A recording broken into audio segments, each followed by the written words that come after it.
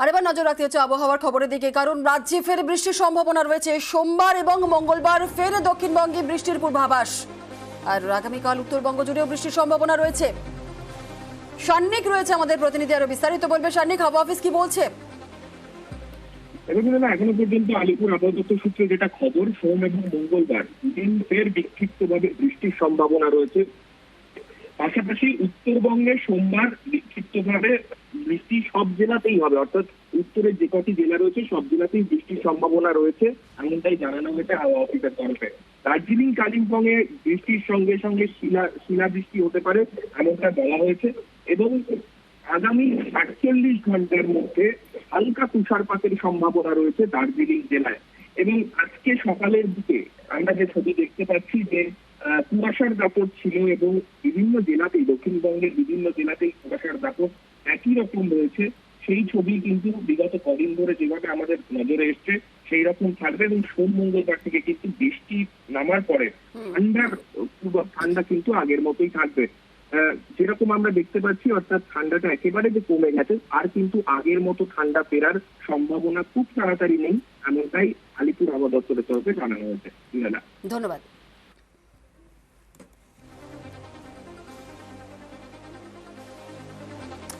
একদিকে রাজ্যে বৃষ্টির সম্ভাবনা রয়েছে, আর এরই পাশাপাশি আপনাদের জানিয়ে রাখি যে কুয়াশায় ব্যাহত ফেরি চলাচল। হিঙ্গলগঞ্জে একাধিক জায়গায় বন্ধ রয়েছে ফেরি চলাচল। ৩ ঘন্টা পরেও কুয়াশার জন্য বন্ধ ফেরি সার্ভিস। কুয়াশায় ব্যাহত ফেরি চলাচল। আমাদের প্রতিনিধির সঙ্গে কথা বলবো, কিন্তু আরো একবার আপনাদের জানিয়ে রাখি, হিঙ্গলগঞ্জে ছবি দেখছেন, ঘন কুয়াশা, এতটাই কুয়াশার দাপট যে আজ হিঙ্গলগঞ্জে একাধিক জায়গায় বন্ধ রয়েছে ফেরি চলাচল। একেবারে রাস্তা কিছুই দেখা যাচ্ছে না, দেখতে পাচ্ছেন ধোঁয়া, একেবারে কুয়াশার দাপট এতটাই রয়েছে হিঙ্গলগঞ্জে একাধিক জায়গায় বন্ধ রয়েছে ফেরি চলাচল। ৩ ঘন্টা পরেও কুয়াশার জন্য বন্ধ ফেরি সার্ভিস। সকাল থেকেই ঘন কুয়াশার দাপট হিঙ্গলগঞ্জে, দেখছেন সেই ছবি।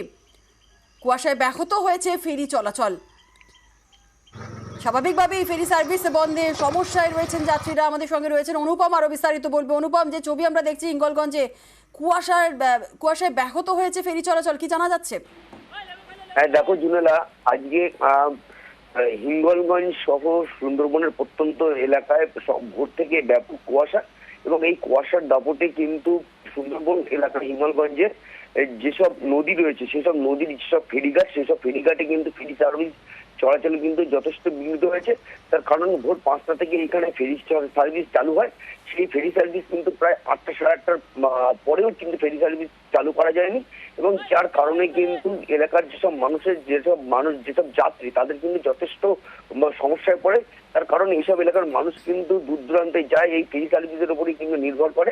এই যেহেতু ফেরি সার্ভিস চালু হয়নি সেই জন্য কিন্তু যথেষ্ট সমস্যায় পড়েছে, এবং এইসব এলাকায় যেসব গাড়ি চলাচল সেসব গাড়ি চলেও কিন্তু যথেষ্ট সমস্যার মধ্যে পড়েছে তারা।